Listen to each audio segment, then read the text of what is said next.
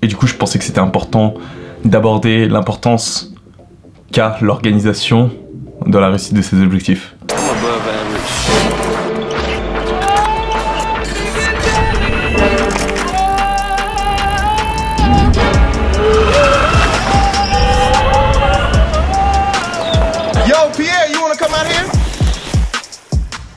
Bonjour à tous, c'est Kay Diabaté, on se retrouve pour un nouvel épisode du vlog olympique où je documente tout parcours jusqu'aux Jeux Olympiques pour vous motiver, vous inspirer, vous pousser à faire plus de choses tous les jours. Aujourd'hui, toujours une phase de repos, je suis avec Facundo, il est pas à la maison là, il est resté dehors, justement je suis rentré plus tôt pour pouvoir travailler sur les épisodes, etc. C'est pas facile de gérer des relations externes avec tous les objectifs que j'ai en place. Alors je fais cette vidéo en fait, j'ai toujours pas fini le site de Adventure pour vous dire à quel point je galère en fait à l'heure actuelle. J'ai pris un jour de retard sur les épisodes il y a 1 ou 2 jours, enfin c'est vraiment galère. Et du coup je pensais que c'était important d'aborder l'importance qu'a l'organisation dans la réussite de ses objectifs. À l'heure actuelle où j'enregistre cette vidéo, il me paraît assez évident qu'en fait l'organisation était un point clé de la réussite de n'importe quel projet.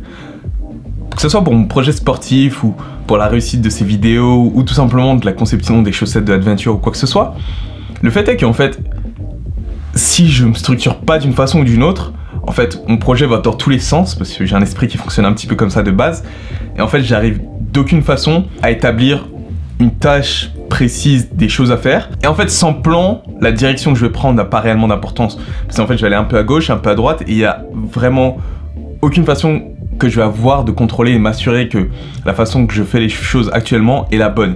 Avoir un plan, s'organiser sur une base journalière, une base quotidienne pour s'assurer que on suit une sorte de route qu'on va s'auto-tracer, je pense que c'est une chose de super important, que ce soit pour toi, pour moi, n'importe quoi que tu décides de faire en fait. Avoir un plan, avoir une organisation, avoir un processus, je commence à me rendre compte que c'est une partie très importante en fait de tout ce que je fais. Les jours en fait où je veux faire le plus de choses dans ma journée, généralement c'est les gens où j'ai un plan bien défini, que je vais écrire généralement le soir, la veille, avant de me coucher, pour que dès que je me réveille, je perds pas de temps à décider bon il faut que je fasse ça, il faut que je fasse ça, il faut que je fasse ça, mais que je le fasse. Et comme ça j'évite en fait à perdre du temps à réfléchir à tout ce que je dois faire, et je peux me concentrer sur ce qui est réellement important, à savoir le faire en fait. Et c'est une des raisons pour lesquelles par exemple au niveau de tout ce qui est vestimentaire ou même au niveau de mes cheveux, je me prends pas trop la tête. Il y a une période où en fait, si vous voulez, je me coupais pas du tout les cheveux, genre très rarement, et je m'égarais un petit peu à tout va, à faire des coupes plus étranges les unes que les autres, ce qui est pas un problème en soi. Mais en fait, le fait est que chaque fois que je vais penser à autre chose que ce qui est essentiel à la réussite de mes projets, et ben en fait, ça me fait sortir d'une certaine façon, vous savez, d'un flow. Quand tu es vraiment à fond dans quelque chose, tu ressens en fait une sorte de coupure du monde extérieur.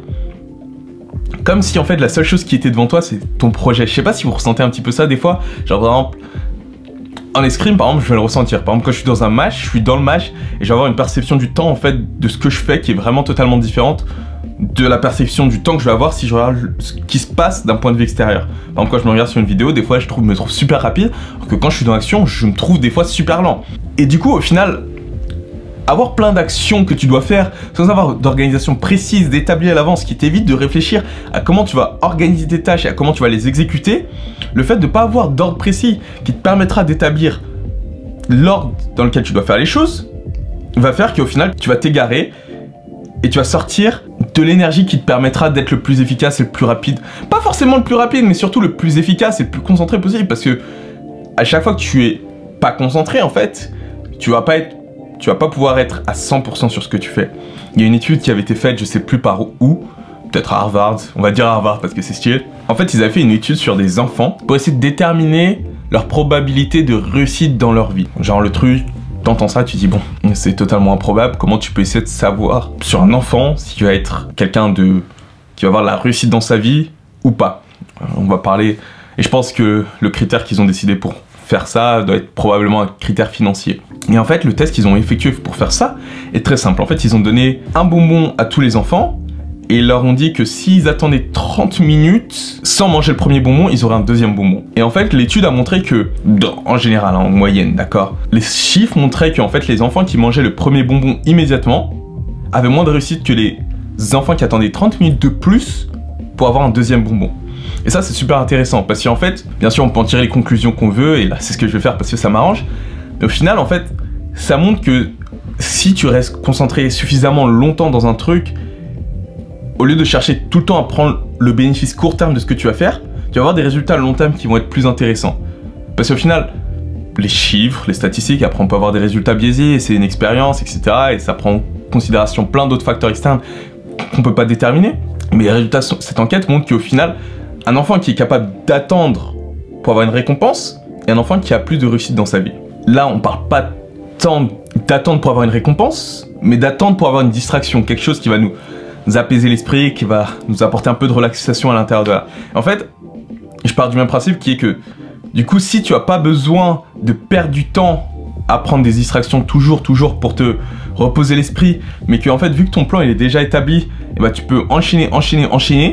Ma logique est peut-être pas super bonne, mais au final, du coup, tu te retrouves à pouvoir te concentrer sur les choses, à pas prendre le bonbon plus tôt, attendre ta période de temps bien établie, pour ensuite avoir ta gratification. Je sais pas si ça fait du sens, mais voilà, c'était le petit point du jour que je voulais amener. Je suis toujours en phase de récupération, je voulais aller à la piscine, je l'ai pas fait parce qu'il y a Facundo qui est là, donc c'est ma faute, c'est ma responsabilité. Et puis j'ai mis du temps à juste voir que je pouvais aller à la piscine en fait, parce que j'avais aussi des douleurs à l'épaule, c'est pour ça que j'ai pas pensé immédiatement. Je suis vachement cassé en ce moment, mais bon, c'est pas grave, je suis en train de planifier plein de choses parce que on va passer probablement 2 semaines en Amérique du Nord. Si vous m'entendez dire qu'on va passer 2 semaines en Amérique du Nord sur cette vidéo, je l'ai déjà fait.